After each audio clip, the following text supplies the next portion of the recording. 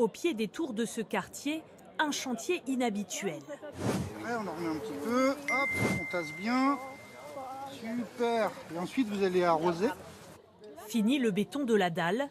Sur 200 mètres carrés, une forêt dense de 1300 arbres doit voir le jour. Des hêtres, des chênes ou encore du houx, plantés par les petites mains des habitants.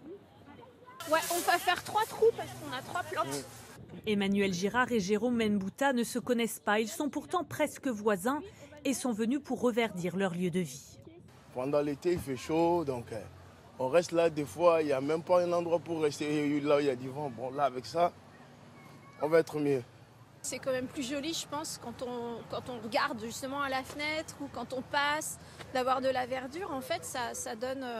c'est de la vie, en fait. Un projet citoyen, mais surtout environnemental.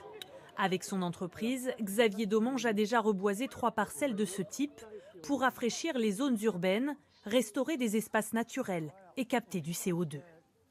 On sait qu'il y a un changement climatique qui a lieu. Est-ce que ce sont les maxima qui vont être plus élevés? Est-ce que ce sont les températures moyennes? On ne sait pas vraiment.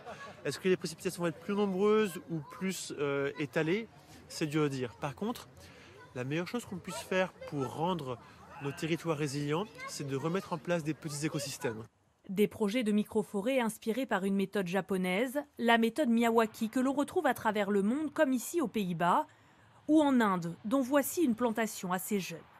En France, une vingtaine de projets ont déjà vu le jour depuis 2018, comme ici à Moisé, en zone rurale.